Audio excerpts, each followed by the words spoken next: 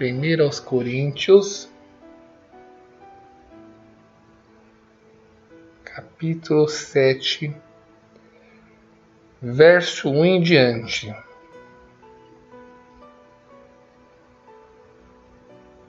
Façamos a leitura em nome do Senhor Jesus. Ora, quantas coisas que me escreveste, bom seria que o homem não tocasse em mulher. Por causa da prostituição, porém, cada um tem a sua própria mulher, e cada uma tem o seu próprio marido. O marido paga à mulher o que é devido, e da mesma forma a mulher ao marido. A mulher não tem poder sobre o seu próprio corpo, mas tem no marido. Do mesmo modo, o marido não tem poder sobre o seu corpo, mas tem-no a mulher. Não vos priveis uns aos outros, senão por consentimento mútuo, por algum tempo, para que vos aplicardes à oração. Depois ajuntai-vos outra vez, para que Satanás não vos tente por causa da incontinência. Digo isso, porém, como que por permissão, não por mandamento. Contudo, gostaria que todos os homens fossem como eu mesmo, mas cada um tem de Deus o seu próprio dom, um de uma maneira, outro de outra. Digo, porém, aos solteiros e às viúvas, que lhes é bom se permanecerem como eu. Se, porém, não podem conter-se, casem-se, pois é melhor casar do que ficar ardendo em desejo. Todavia, aos casados mando eu, mas mando não eu, mas o Senhor, que a mulher não se aparte do seu marido. Se, porém, se apartar, que fique sem casar, ou se reconcilie com o marido, e que o marido não deixe a mulher. Aos outros, contudo, digo eu, não o Senhor. Se algum irmão tem mulher incrédula e ela consente em habitar com ele, não a deixe. E se alguma mulher tem marido incrédulo e ele sente em habitar com ela, não o deixe. Pois o marido incrédulo é santificado pela mulher, e a mulher incrédula é santificada pelo marido crente.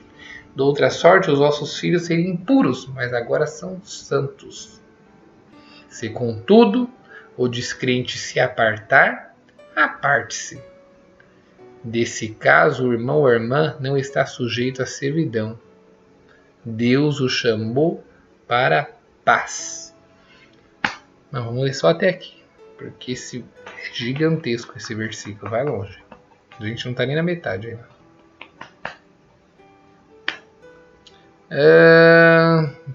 Renato, peço oração pela Érica, Larissa, pelo casamento deles. Amém. Vamos lá. Casamento, relacionamento, casado, solteiro, viúvo. Vamos entender. Na verdade, como eu recebo pedido de oração por casamento, por relacionamento, e o povo sofre. A palavra diz que o povo padece por falta de entendimento. É pela minha falta de entendimento que eu aceito e passo muitas coisas na minha vida. Então vamos lá. Vamos começar falando, antes de nós chegarmos ao casado, ao solteiro. Paulo, aqui nessa situação, ele vai dizer que ao solteiro, bom seria que nem se casasse. E quando eu digo solteiro, na questão solteiro, inclui a viúva, tá? Porque a viúva automaticamente ela se torna solteira, ela está livre para casar novamente. Mas Paulo vai dizer, tá? E ele é muito claro ao dizer, tá? Ó, digo, porém, como que por permissão, não por mandamento. Então não é um mandamento, tá? Não é uma regra é só um conselho de Paulo, tá bom? Paulo vai dizer assim, ó, não se case. Bom seria se não se casasse. Lá na frente, nós não chegamos lá, mas lá na frente ele vai dizer assim, olha, o solteiro vai se dedicar nas coisas de Deus de como há de agradar a Deus. O solteiro, ele não tem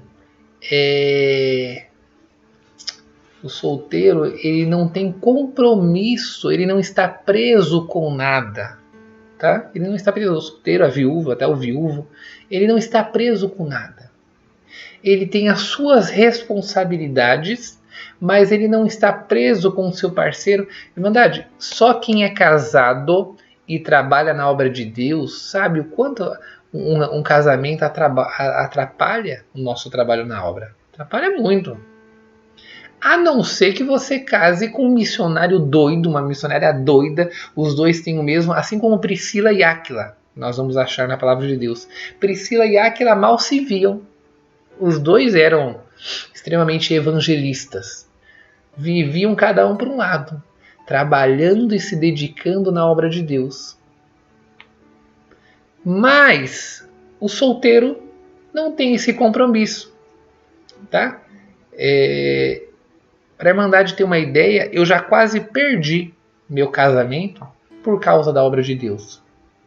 E eu acho que por falta também de entendimento. Porque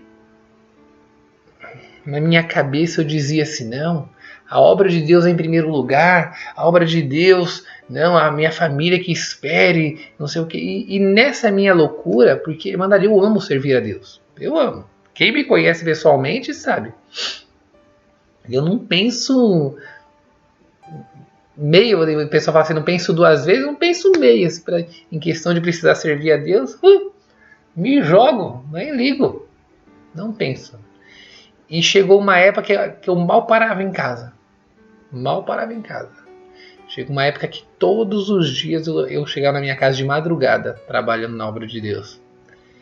E eu abalei meu casamento. Mas para eu entender que eu estava errado, foi complexo.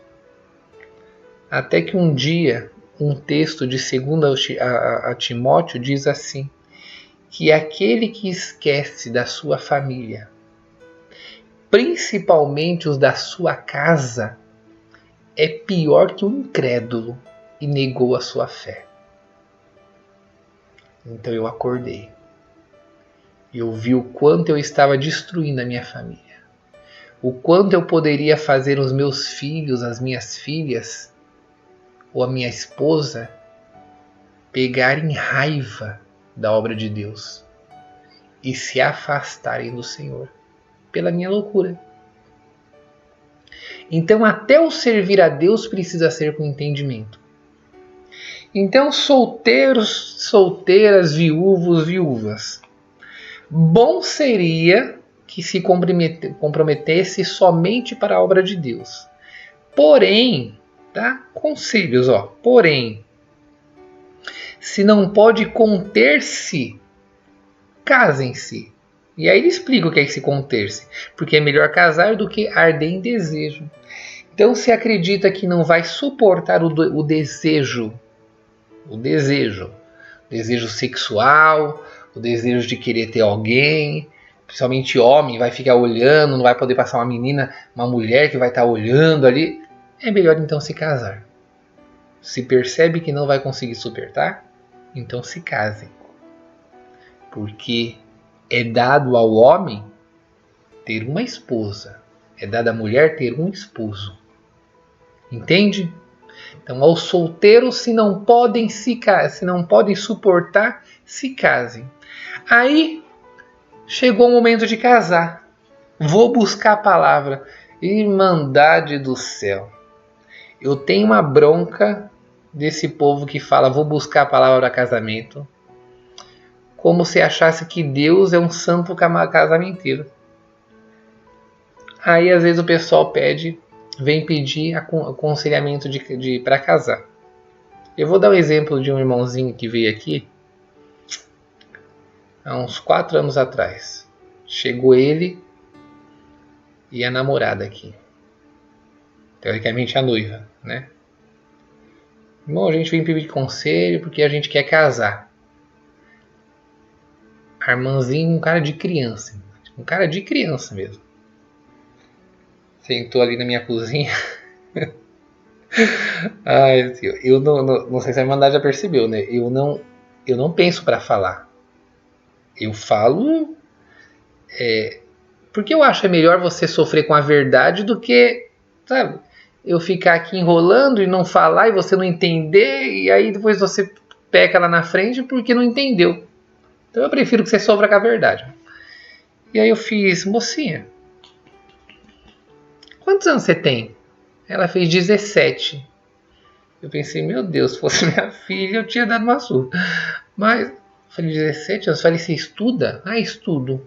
Você terminou o colegial já? Não terminei. Eu falei, você vai fazer faculdade? Vou. Eu falei, você trabalha? Não trabalho.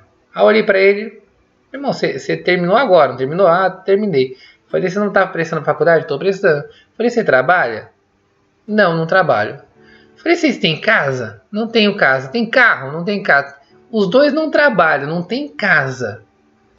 Não tem carro, não tem nada. Falei, vocês estão desesperados? Tá com desejo de fazer sexo e não consegue suportar? Não, irmão, isso não tem problema nenhum. Falei, filho, então o que vocês estão fazendo aqui? Falei, some daqui, finge que eu nem olhei pra cara de vocês. Falei, vão namorar, vão construir uma carreira, tá? Termina a escola, termina a faculdade, busca um trabalho e aí depois vocês pensam em casamento. Antes disso eu não quero nem ver a cara de vocês. E saíram. Irmandade, dou glórias a Deus, porque eu fiz o casamento desse irmãozinho há pouco tempo. Não tem, acho que 3 meses atrás. Não tem 3 meses. Fui lá, fiz o casamento deles. E eu produzi, né? Produzi ela para o casamento. Ó, ele terminou a faculdade. Ela, tá? Eu não lembro se ela está terminando a faculdade, mas ele conseguiu um bom trabalho. Compraram um apartamento na planta que vai ser entregue agora o mês que vem aqui. Olha como Deus, tá vendo como você casar dentro do entendimento, como é bonito? Ah, mas eu estou buscando oração, aí os dois brigam, né? Como já aconteceu. Às vezes eu pergunto, mas vocês se dão bem? Não, a gente briga muito. Briga muito porque não. Se já briga no namoro, meu Deus, imagine quando casar. Aí a pessoa fala assim, mas não, então por que vocês vão casar? Não, porque Deus confirmou. Não, mas como assim Deus confirmou? Não, a gente foi buscar confirmação e Deus confirmou. Irmandade, toma cuidado com esse negócio de buscar confirmação e Deus confirmar. O povo acha que Deus é um santo casamenteiro. Como é que eu sei que meu casamento vai dar certo? Olha, vocês se dão bem? Como é que, né? Emocionalmente, vocês se dão bem? Vocês concordam? Porque precisa haver acordo. Tá? Vocês concordam? Vocês são da mesma fé? É da mesma igreja? Ah, não, a gente é da mesma fé, mas não é da mesma igreja. Irmandade, toma cuidado com isso. Ah, mas não existe igreja. Não existe igreja. E quem me conhece sabe que eu na verdade, detesto religião. Eu acho que cristianismo é meio de vida, não é religião. Não gosto de placa, tá? Congregue todo que um dia eu estou na Assembleia, um dia eu estou na Batista, estou na congregação. Quem me conhece sabe disso. Tenho comunhão com todo mundo, tá? Logicamente tem a minha igreja, mas tenho comunhão com todo mundo. Mas por que eu digo que precisa ser da mesma igreja? Porque hoje o esposo resolve, imagina, Assembleia e Batista. Hoje o esposo é da Assembleia. Eu quero ir para a Assembleia. No outro dia a esposa fala, vamos para Batista? Vamos para Batista. Vai lá para Batista. E aí fica nessa divisão. Mas vai chegar um dia que vai falar assim, não, eu quero ir para a Assembleia. Ah, não, mas eu quero para Batista. Ah, não, mas eu já fui para a Assembleia com você. Não, mas vai começar um conflito. E precisa disso aqui, ó. Precisa disso aqui para o diabo arrumar uma brecha para fazer uma destruição num casamento. Digo por experiência, Digo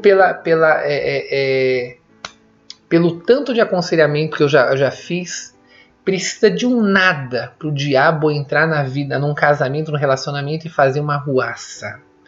Então, quer casar dentro da vontade de Deus? Verifique todas essas coisas. Peça para o Senhor te mostrar todas essas coisas. Case na racionalidade, não case por paixão. Case por amor. Paixão e amor são totalmente diferentes. Paixão e amor, a paixão é algo que você não controla. É um fogo devorador, como já dizia a música, né? É um fogo devorador. O amor você constrói. O amor ele é racional. O amor você não perde o controle.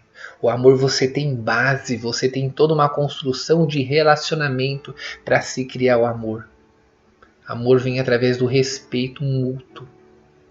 Entende? Então, vou buscar a palavra para casar. Primeiro, antes de buscar a palavra para casar, como é que vocês estão? Vocês se dão bem? Não, a gente briga muito. Então toma cuidado.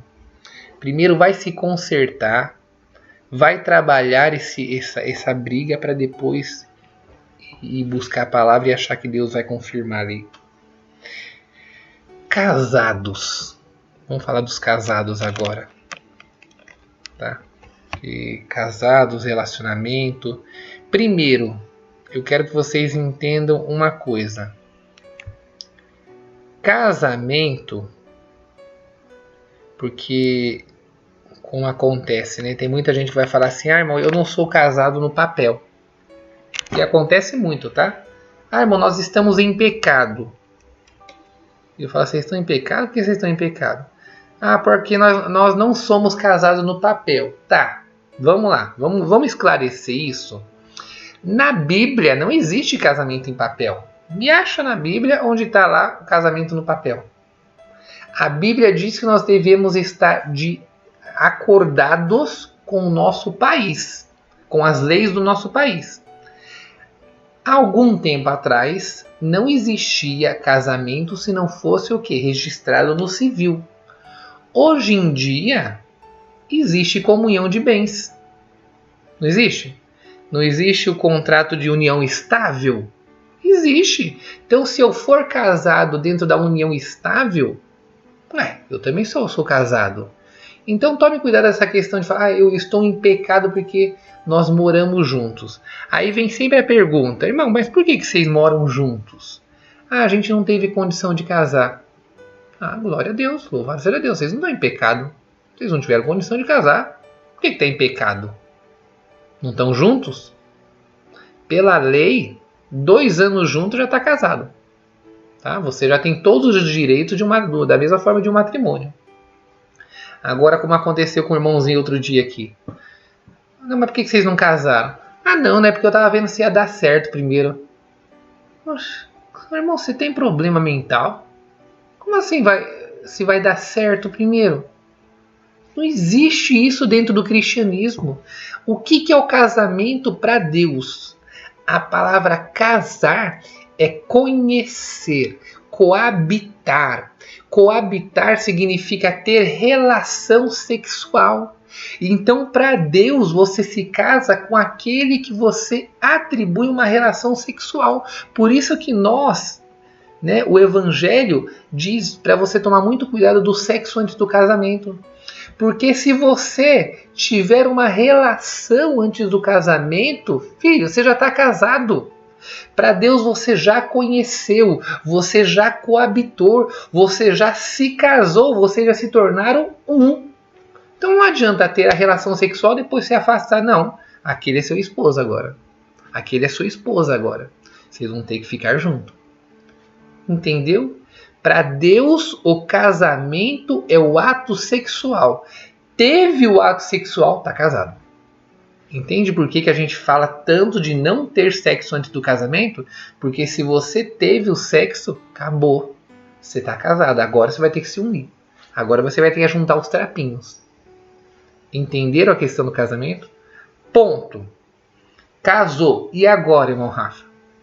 Casamos, estamos casados. O que a gente faz agora? Agora, minha filha, Não tenha o casamento, ninguém casa nessa vida. O casamento é a melhor forma de nós praticarmos o evangelho. Eu queria tanto praticar o evangelho como eu faço dentro do seu casamento. A melhor forma de você praticar o evangelho é dentro do teu casamento. É a melhor forma de você saber a trabalhar com Deus, trabalhar com o próximo. Porque você primeiro precisa aprender a trabalhar com a sua metade.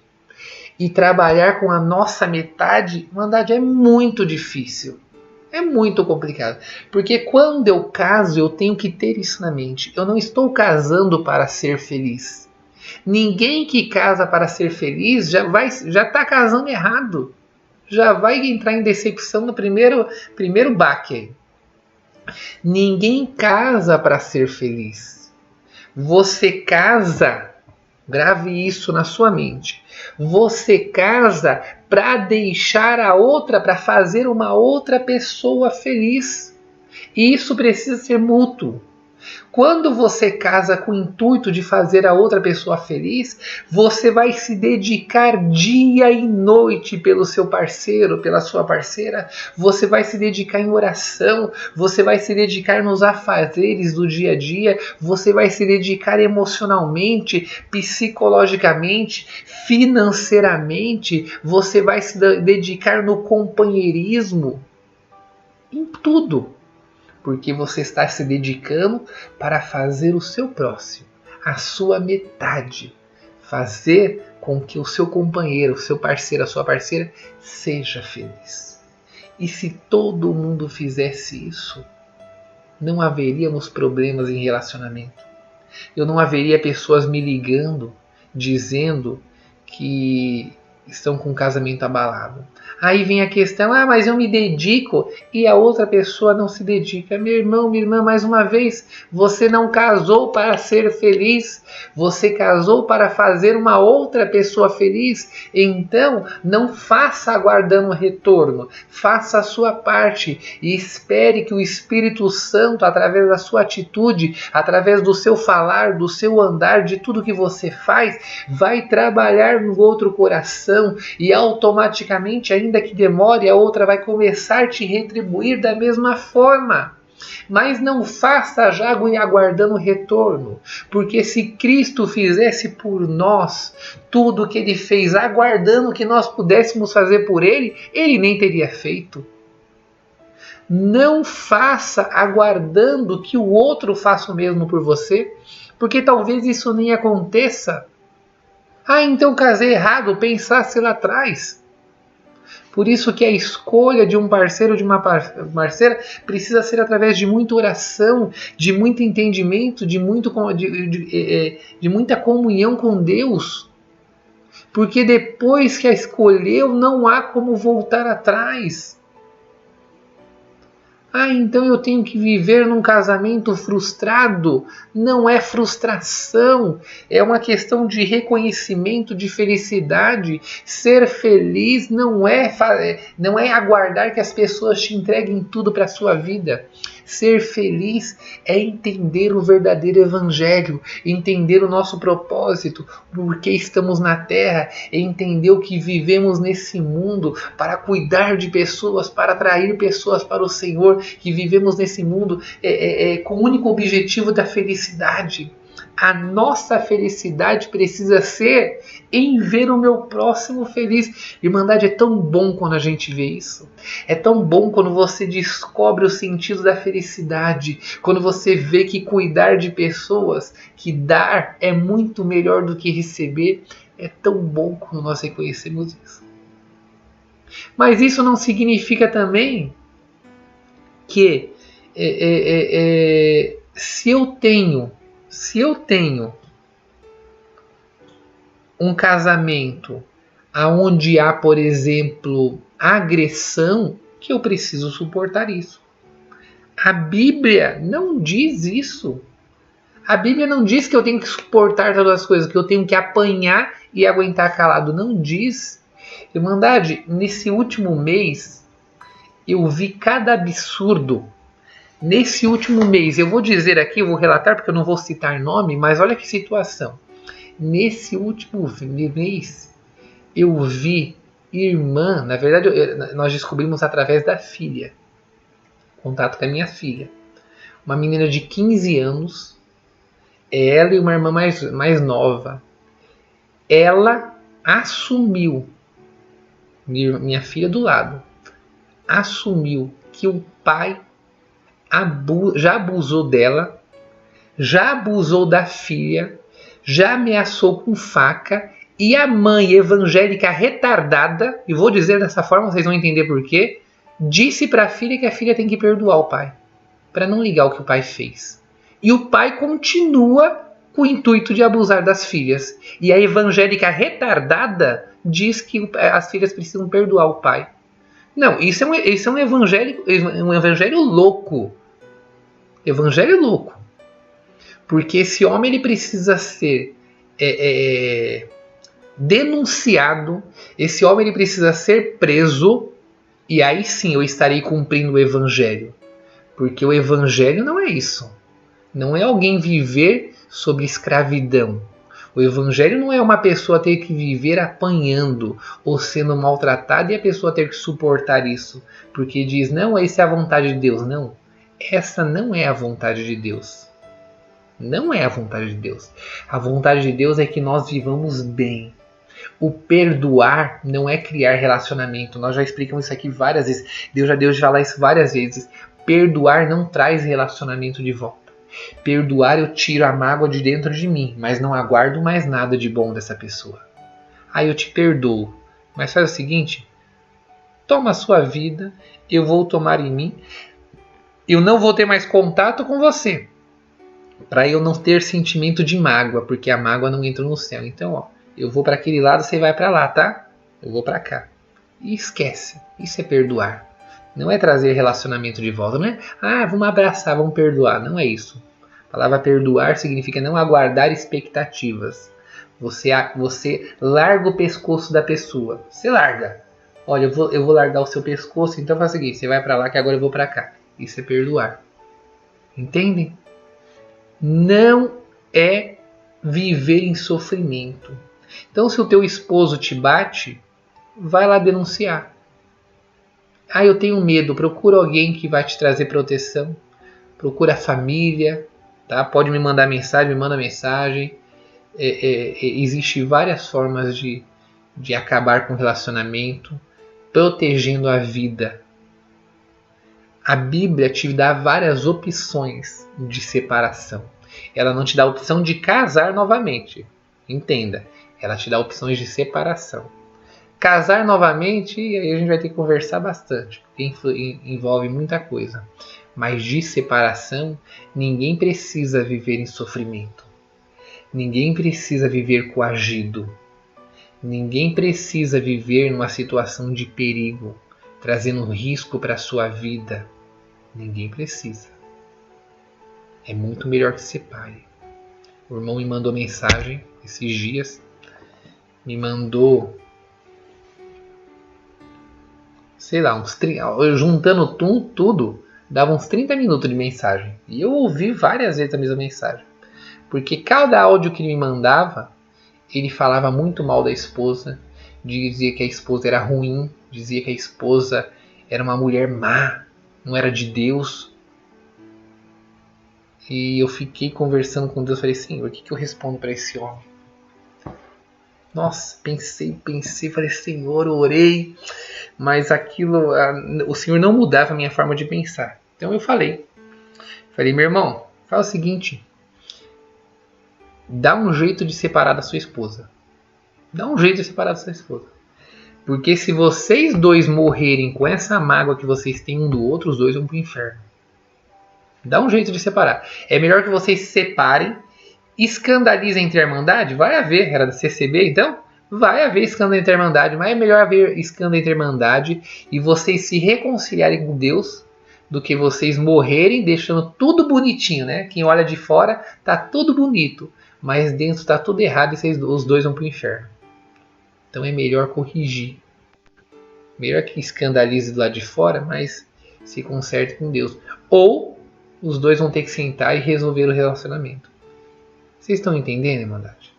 Vocês estão entendendo que Relacionamento é mão de duas vias. Só que eu cuido da minha via. Eu não tenho a capacidade de cuidar do próximo. Não tenho. Eu faço a minha parte, como a irmã Monize mandou aqui. Eu farei minha parte. Esse é o intuito. Eu vivi em guerra com a minha esposa durante anos da minha vida. Nós estamos há 15 anos juntos. Durante anos eu aguardava que ela fizesse aquilo que eu queria. Não é assim. Eu faço a minha parte. Eu faço a minha parte. Durante anos nós vivemos em pé de guerra.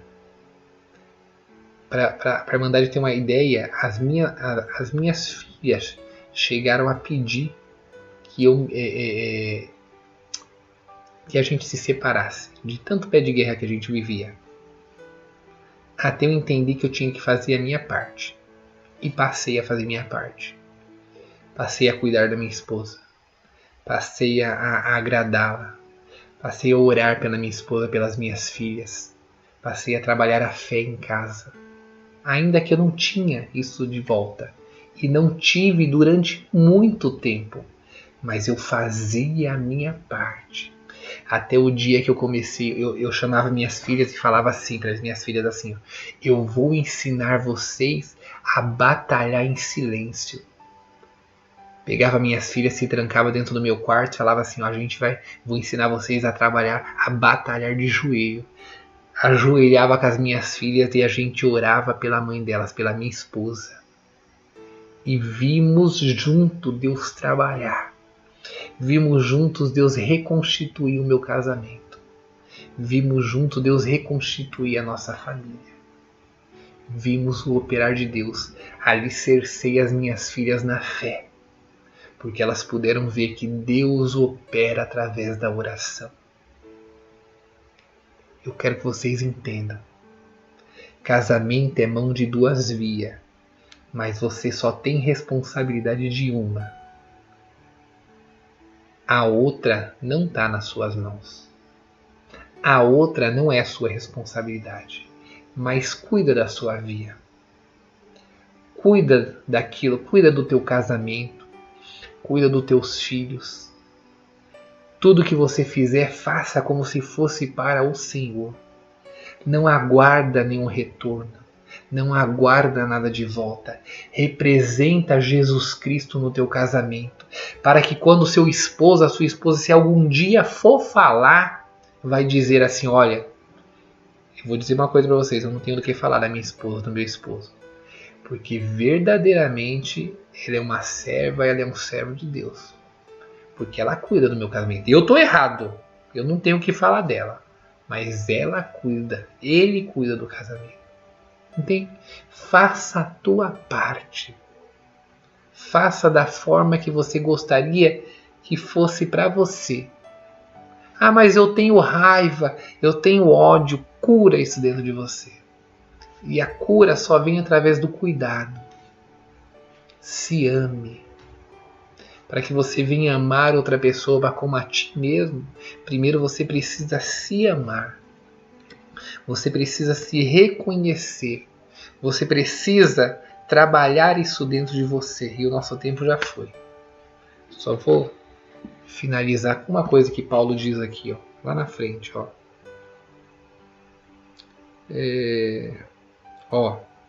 Se porém se casares, não pequem. E se virgem se casar, não pequem. Todavia, os tais, ou seja, o casal, padecerão tribulação na carne. E eu quisera poupar vocês. Ou seja, Paulo está dizendo que não queria que eles se casassem porque eles sabem. Todo casamento, o casal vai passar por tribulação. E o que mais tem destruído o casamento, acreditem, situação financeira. Se auxiliem na situação financeira, porque não tem coisa que mais destrói casamento do que casamento em crise por situação financeira. Peça a guia de Deus. Peça a guia de Deus. Aos homens, se mantenham. A obrigação do homem é trazer o alimento para casa. Então peça auxílio para Deus. Se a tua esposa trabalhar, louvado seja Deus, ela pode te ajudar. Mas entenda, a obrigação não é dela. A obrigação é tua. A esposa pode trazer alimento para dentro de casa. Se assim Deus permitir e ela trabalhar, glória a Deus por isso. Mas a obrigação não é dela, é do homem. O homem é o mantenedor. Então, ora a Deus, vai para a rua, vai buscar, vai estudar, vai fazer qualquer coisa, mas peça a direção do Espírito Santo para você cumprir a sua parte dentro da tua casa. Tá bom? Tá bom assim? Ó, Deus abençoe a todos.